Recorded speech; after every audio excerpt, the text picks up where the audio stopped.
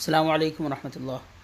ہمارے بہت سارے ساتھی جامعہ اسلامیہ مدینہ منورہ میں تعلیم حاصل کرنے کے لیے گزشتہ 1-2 سال سے پریشان ہیں اور وہ مرشح مبدئی ہیں۔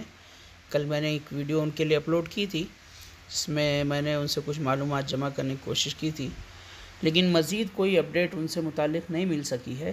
بس خلاصہ یہی ہے اور جو مل پا رہا ہے کہ انشاءاللہ سبھی طلبہ مقبول ہوں گے جن کا بھی مرشح مبدئی ہے گزشتہ 1-2 سال سے۔ یہی خلاصہ ہے اور وہ لوگوں کو اطمینان رکھنا چاہیے اور دعا کرنا چاہیے اللہ رب العزت ان سبھی کو خیر و عافیت سے مدینہ پہنچائے اور ان کے تعلیمی سلسلہ جاری رہے۔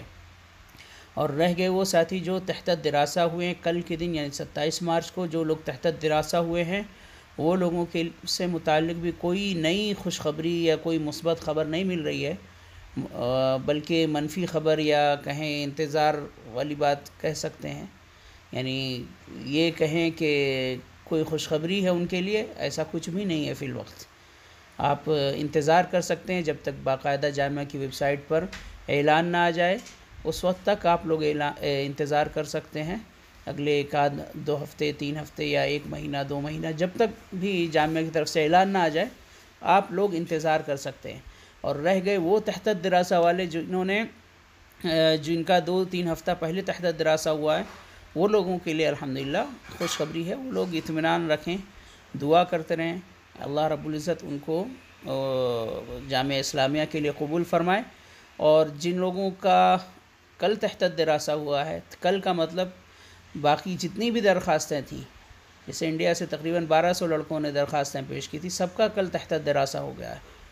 تو اب ایک بارگی ہی سب کا مقبول ہوگا، اس میں سے کچھ لڑکوں کا اور کچھ کا رفض ہوگا۔ تقریباً 90 کے قریب انشاءاللہ انڈین طلبہ مقبول ہوں گے۔ تو دعا کیجئے آپ سبھی لوگ جو دیکھ رہے ہیں، اللہ رب العزت سبھی کو جامعہ اسلامیہ پہنچائے اور سبھی کی خواہش پوری ہو۔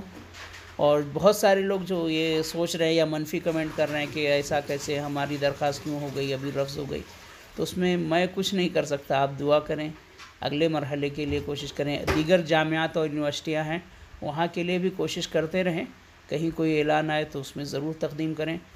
یہاں نہیں تو اللہ رب العزت اس سے کوئی بہتر راستہ آپ کے لیے نکالے گا۔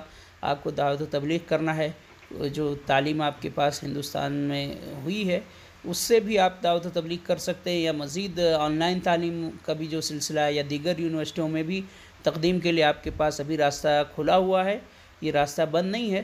آپ لوگ کوشش کرتے رہیں، انشاءاللہ خیر ہی ہوگا اور آپ لوگ اپنے دعوت و تبلیغ کے میدان میں ضرور کامیاب ہوں گے۔ السلام علیکم ورحمۃ اللہ۔